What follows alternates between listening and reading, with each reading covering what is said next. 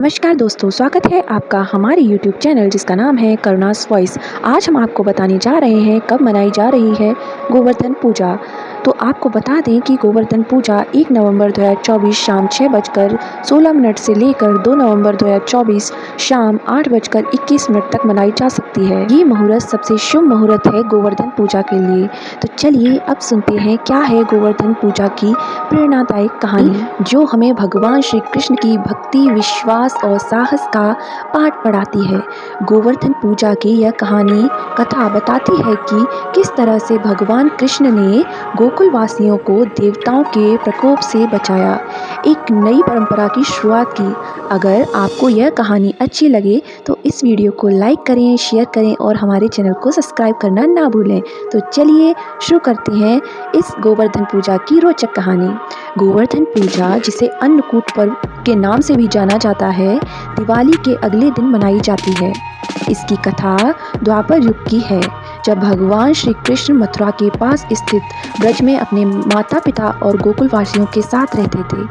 ब्रजवासियों के लिए हर साल इंद्रदेव की पूजा करना एक रिवाज था। ऐसा माना जाता है कि इंद्रदेव वर्षा के देवता हैं, जो कि फसल की उन्नति और अच्छी उपादार के लिए आवश्यक है। इस कारण गोकुलवासी इंद्रदेव को प्रसन्न करने के लिए यज्ञ और पूजा का आयोजन करते थे। जब श्री कृष्ण ने देखा कि उनके प्रिय ब्रजवासी इंद्र की पूजा में व्यस्त हैं, तो उन्होंने जिज्ञासा के साथ अपनी माँ यशोदा से पूछा, माँ, हम इंद्रदेव की पूजा क्यों कर रहे हैं?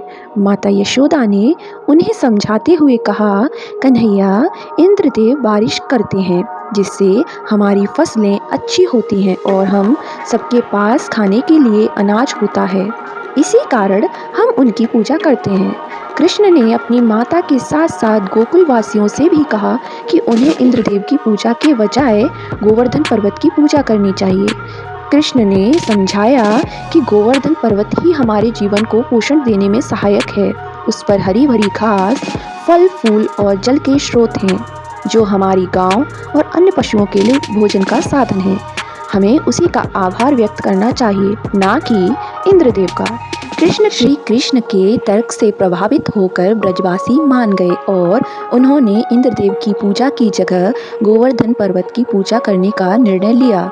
उन्होंने भव्य अन्नकूट की तैयारी की और गोवर्धन की पूजा में विभिन्न प्रकार के पकवान, मिठाइयाँ और अन्य खाद्य पदार्थ अर्पित किए। सबने मिलकर पर्वत के चारों ओर परिक्रमा और गोवर्धन को प्रसन्न करने के लिए नाच गाना किया। जब इंद्रदेव को यह पता चला कि ब्रजवासी अब उनकी पूजा न करके गोवर्धन पर्वत की पूजा कर रहे हैं, तो उन्हें अत्यधिक क्रोध आया। उन्हें लगा कि एक साधारण सा बालक उनका अपमान कैसे कर सकता है और उनके स्थान पर गोवर्धन को पूजा कैसे जा सकता है। अपने अभिमान में चूर इंद्रदेव ने गोकुल पर भारी बारिश और आंधी का प्रकोप भेज दिया। भयंकर तूफान और मूसलधार बारिश के कारण गोकुल के लोग परेशान हो उठे। चारों तरफ पानी ही पानी भर गया और लोग अपने घरों से बाहर निकलने के लिए मजबूर हो गए। गोकुल के सभी निवासियों को अपने जीवन का संकट सताने लगा और वे भगवान श्री कृष्ण के पास पहुँचे। उन्होंने श्री कृष्ण से कहा, हे कान्हा, अब हमें बचाने का उपाय केवल तुम्हारे ही पास है।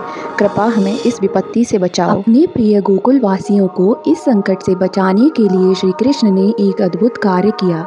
उन्होंने अपनी छोटी अंगुली से गोवर्धन पर्वत को उठा लिया और उसे एक विशाल छत्र की तरह अपने सिर पर रख लिया।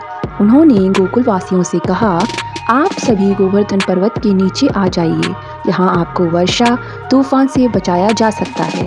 7 दिनों तक श्री कृष्ण ने गोवर्धन पर्वत को अपनी उंगली पर उठाए रखा और इस दौरान गोकुल वासियों ने इस कार्य की भूरी भूरी प्रशंसा की। सभी लोग, बच्चे, बूढ़े और जवान और जानवर गोवर्धन पर्वत के नीचे सुरक्षित थे। उन्हें ना तो बारिश की चिंता थी, ना आंधी का डर। भगवान श्री कृष्ण ने सभी को आश्वस्त किया और उनके जीवन को सुरक्षित रखा।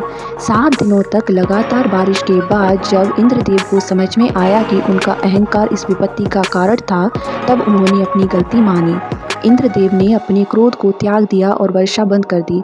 उन्होंने भगवान श्री कृष्ण के सामने अपने अभिमान के लिए क्षमा मांगी और समझाया कि श्री कृष्ण कोई साधारण बालक नहीं बल्कि साक्षात नारायण के अवतार हैं। इंद्र ने श्री कृष्ण की महानता को समझते हुए उनसे क्षमा याचना की और उन्हें वचन दिया कि वह भविष्य में कभी भी किसी पर ऐसे अनावश्यक कोप नहीं बरसाएंगे। श्री कृष्ण ने उन्हें क्षमा कर दिया और इस तरह से ब्रजवासियों की जान बच गई। चलो अब समझते हैं क्या है गोवर्धन पूजा का महत्व। इस घटना के बाद से ही गोवर्धन पूजा एक महत्वपूर्ण परंपरा बन गई, जो कि आज भी मनाई जाती है। इस दिन गोवर्धन पर्वत की पूजा की जाती है। इसे अन्नकूट पूजा के नाम से भी जाना जाता है, क्योंकि इस दिन अन्न के रूप में भोग अर्पित किए जाते हैं। गोवर्धन पूजा हमें यह सिखाती है कि प्रकृति की रक्षा करना, उसे सम्मान देना और विनम्र बने रहना आवश्यक है। यह पर्व भगवान श्री कृष्ण की भक्ति, उनके निस्वार्थ प्रेम और साहस का प्रतीक है। चलिए जानते हैं क्या है गोवर्धन पूजा की विधि। यदि आप गोवर्धन पूजा करना चाहते हैं तो आपको गौ के गोबर से गोवर्धन का एक रूप बनाना होगा। उसको बनाने के बाद आपको उसकी पूजा करनी होगी। इस प्रकार आपकी पूजा संपन्न हो जाती है। तो दोस्तों, ये थी गोवर्धन पूजा की प्रेरणादायक और पौराणिक कहानी। हमें आशा है कि इस कथा से आपको गोवर्धन पूजा का महत्व समझ में आया होगा और आप भी इस दिन को हर्षोल्लास के साथ मनाएंगे। यह कहानी हमें सिखाती है कि किसी भी परिस्थिति में हमें अपने कर्तव्यों को नहीं भूलना चाहिए और भगवान के प्रति हमारी आस्था अडिग होनी चाहिए। अगर आपको यह वीडियो पसंद आया हो तो इसे लाइक करें, शेयर करें और सब्सक्राइब करना ना भूलें। इस वीडियो को देखने के लिए आपका धन्यवाद। मिलते हैं एक नई कहानी के साथ, तब तक के लिए जय श्री कृष्ण।